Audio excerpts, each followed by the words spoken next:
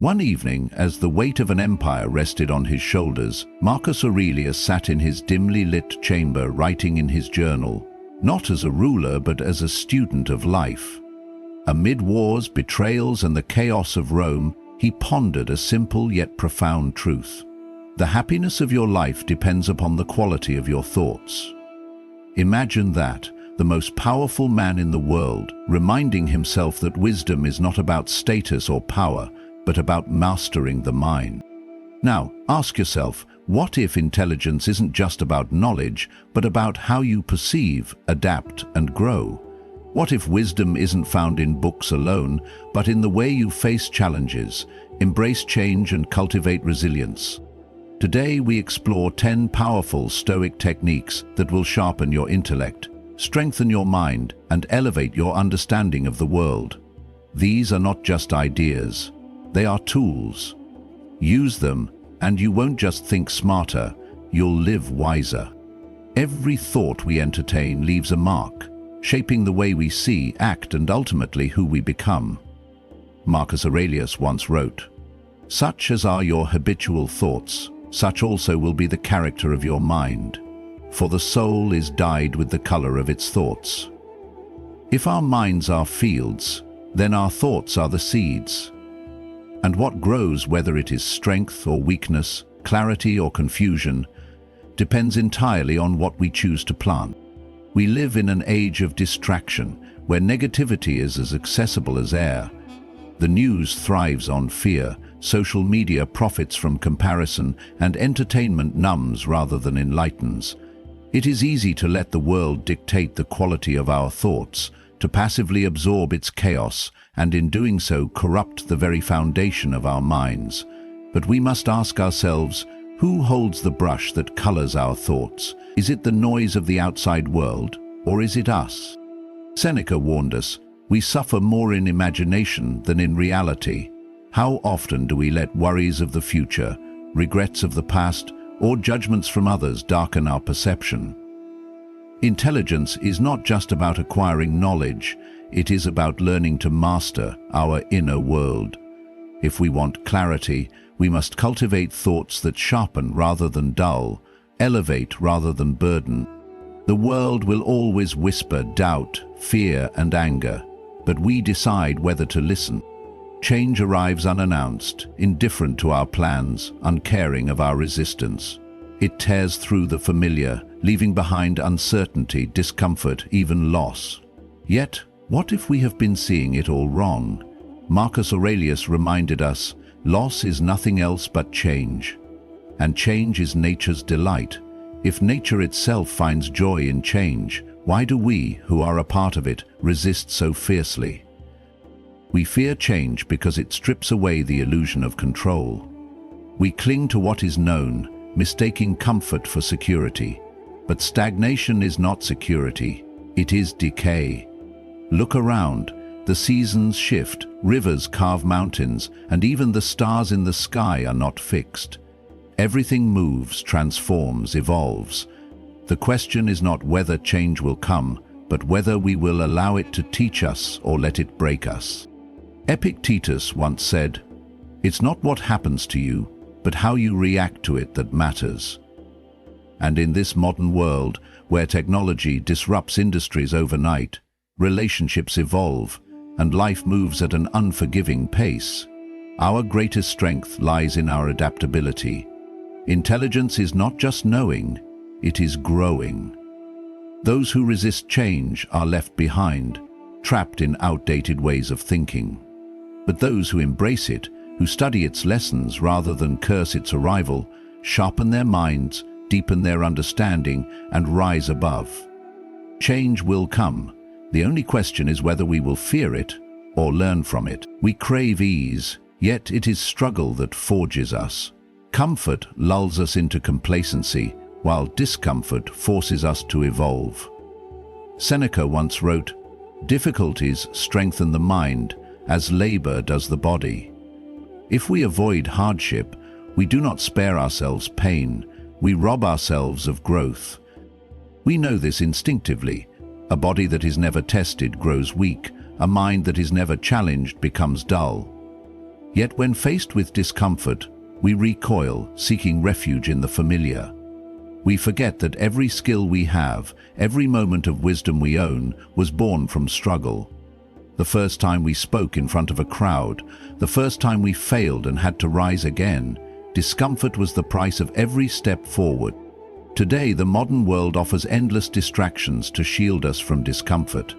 We drown our unease in entertainment, silence our doubts with noise, and chase fleeting pleasures to avoid facing our fears. But by doing so, we deny ourselves the very thing that could make us stronger.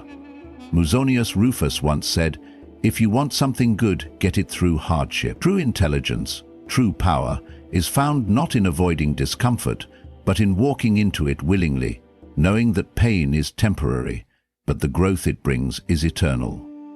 We must stop fearing the fire and instead step into it, knowing that discomfort does not destroy us, it refines us. We stand too close to our struggles, too entangled in the chaos of the moment. The noise of the world, the weight of our own emotions, the urgency of every problem. These things cloud our judgment, distort our vision. We react instead of understanding. We rush instead of reflecting. But clarity does not come from motion, it comes from stillness. Marcus Aurelius wrote, "Nowhere you can go is more peaceful, more free of interruptions than your own soul." Yet how often do we retreat there? How often do we step back to see clearly? In a world that glorifies urgency, disengagement seems like weakness. We are told to act, to push forward, to solve everything now. But the mind, like water, only reflects truth when it is still. A problem stared at too closely becomes larger than it is. A moment of anger, unchecked, can lead to words we can never take back. And so, we must step back. Not to escape, but to perceive.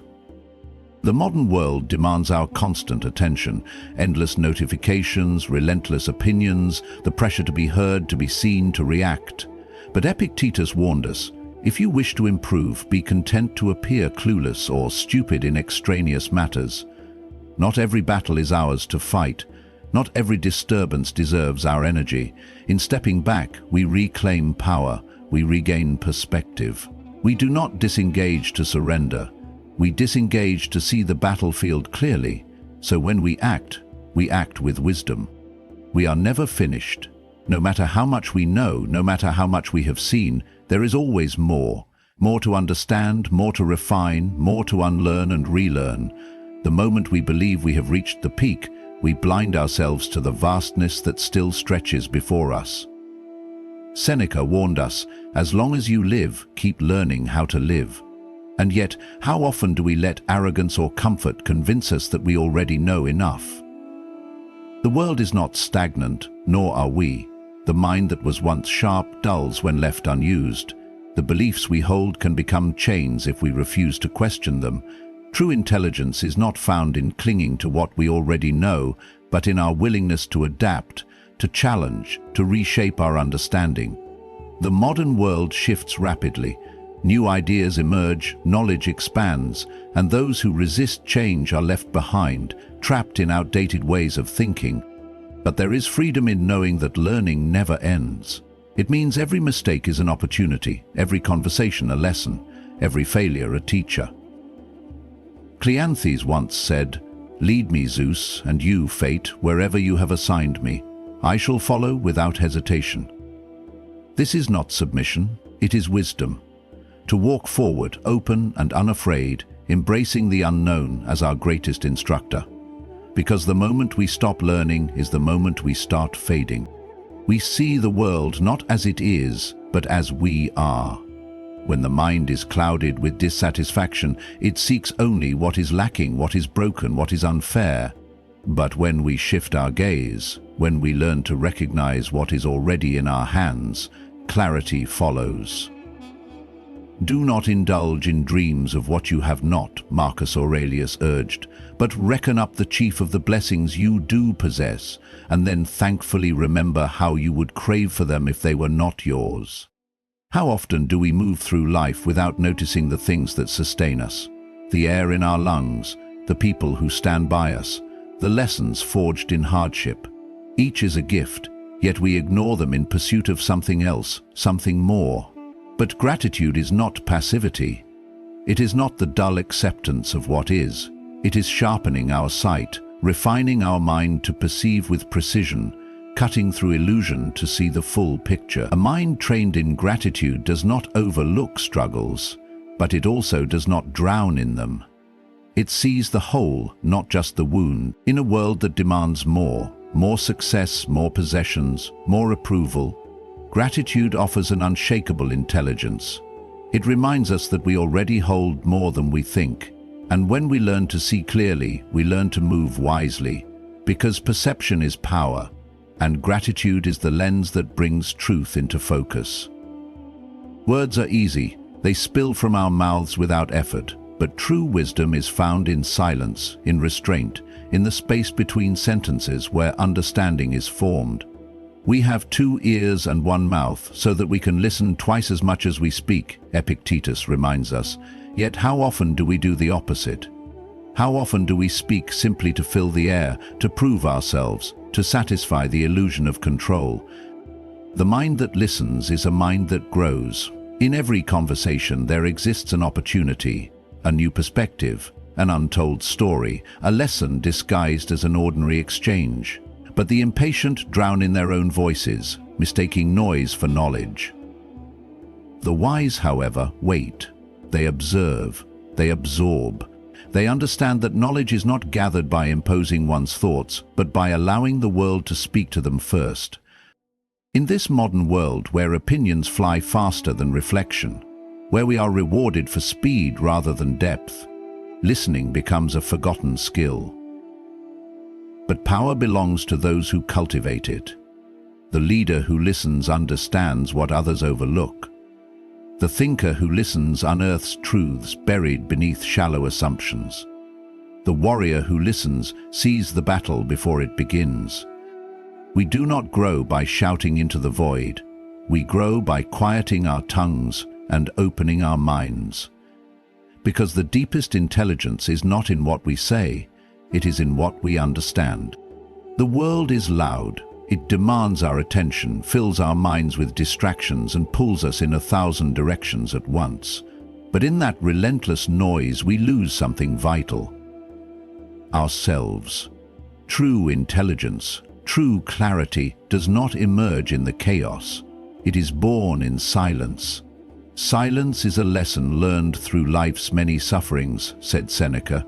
Yet how many of us ever allow ourselves to learn it? We fear silence because it strips us bare. It forces us to confront our thoughts, our fears, our truths. But within that discomfort lies power.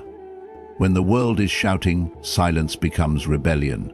When the mind is restless, silence becomes healing. It is in the quiet spaces between our thoughts that understanding sharpens. The mind untangles, the soul steadies, and suddenly the answers that eluded us begin to emerge. In this age of endless notifications, of constant voices demanding our reaction, silence is not given. It must be taken.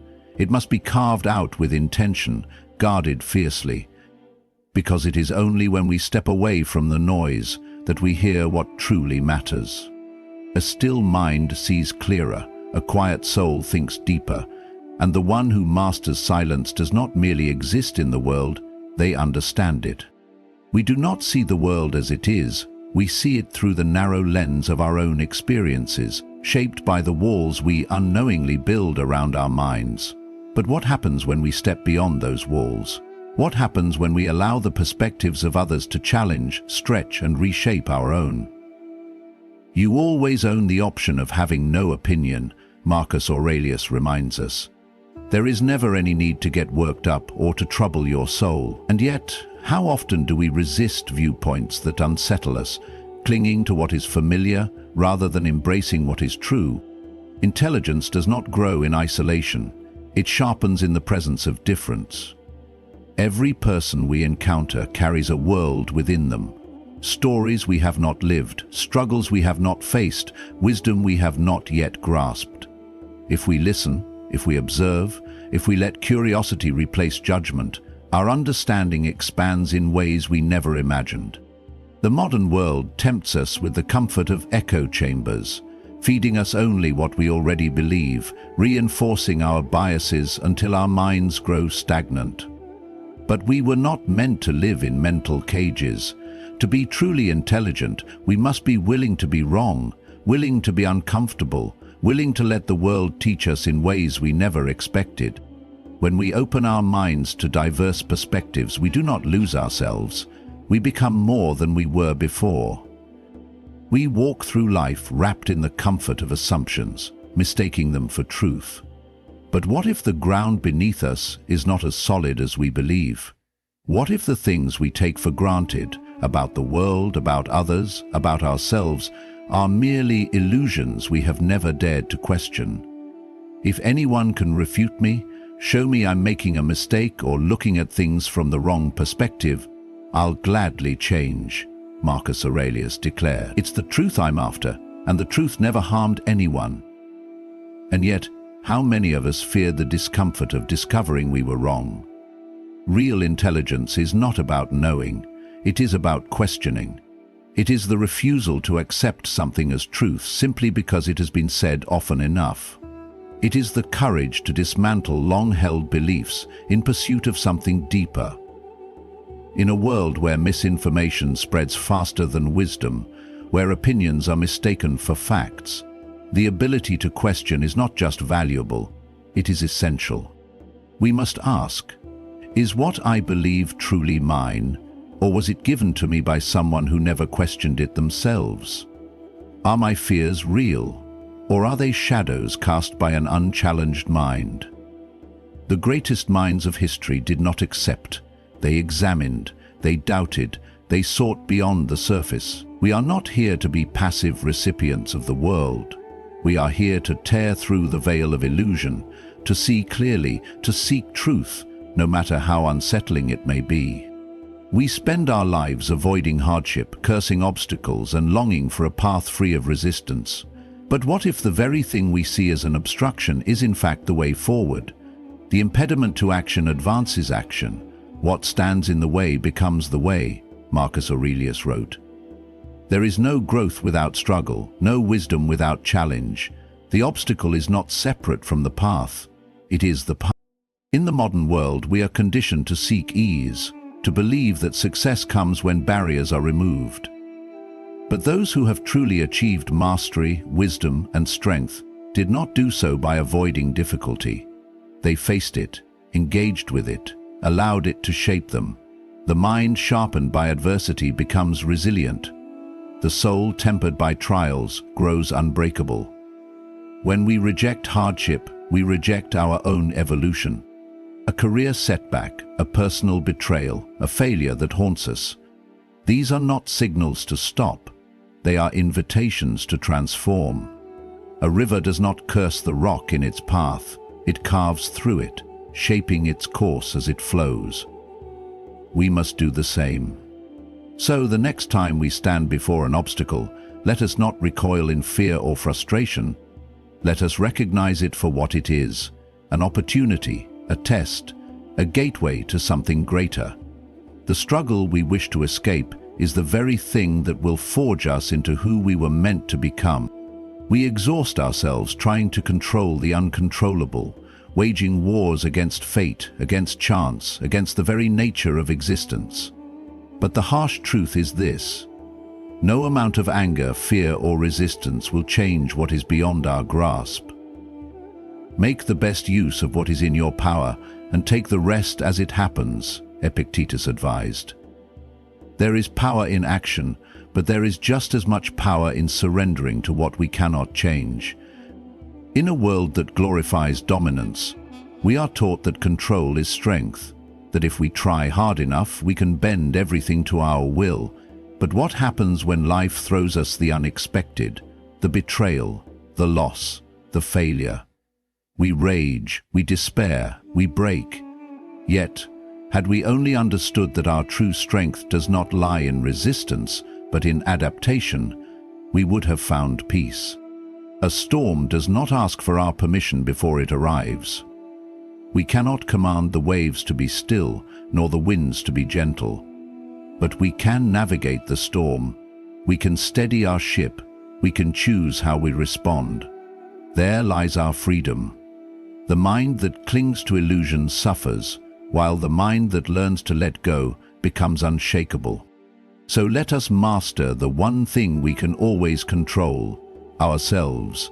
Let us act where action is possible and accept where it is not. In this balance, we will find a power greater than control. We will find peace. We are quick to judge, faster to condemn. A glance, a single action, a mere word is enough for us to label another, to decide their worth, their intentions, their place in our world. But how often are we truly right? How often do we see beyond the surface? You always own the option of having no opinion, Marcus Aurelius wrote. Yet, we seldom take that option. Every person we meet carries a burden we do not see, a history we do not know, a struggle they may never speak of. And yet, we judge as if we have lived their life, as if we have felt their pain. But what if, instead of judgment, we sought understanding? What if we asked, listened, learned, before forming conclusions? In this world of instant reactions and fleeting attention, judgment has become reflexive. A post, a headline, a fragment of a conversation, and we decide. But understanding? That takes patience. It demands that we step outside of ourselves, that we suspend our assumptions and truly see. We do not have to agree with everyone. We do not have to accept every idea. But if we judge less and seek to understand more, we sharpen not only our intelligence, but also our humanity. And in that space between judgment and understanding, we find something far greater than being right. We find truth. We are not born wise, nor are we condemned to ignorance. Intelligence is not something bestowed upon the fortunate few. It is something forged, sharpened, and strengthened through deliberate effort. Apply yourself to thinking through difficulties. Hard times can be softened, tight squeezes widened, and heavy burdens lightened, wrote Seneca. Intelligence is not an inheritance, it is a discipline. Too often we excuse ourselves, saying, "I'm not smart enough," as if intellect were a locked door that we have lost the key to. But the truth is, intelligence is not a static trait. It is a relentless pursuit. It is found in the willingness to question, to seek, to endure discomfort in the pursuit of deeper understanding. In a world that rewards speed over depth, reaction over reflection, we must remind ourselves that true intelligence is not measured by how quickly we speak, but by how deeply we think. Every day we stand at a crossroads. Will we embrace difficulty, seek wisdom and expand our minds, or will we settle, choosing the comfort of ignorance over the burden of knowledge? The difference between the wise and the lost is not talent, but choice. We can let our minds wither in complacency, or we can train them, sharpen them, and force them to grow. And in that daily choice, intelligence is not something we have, it is something we become.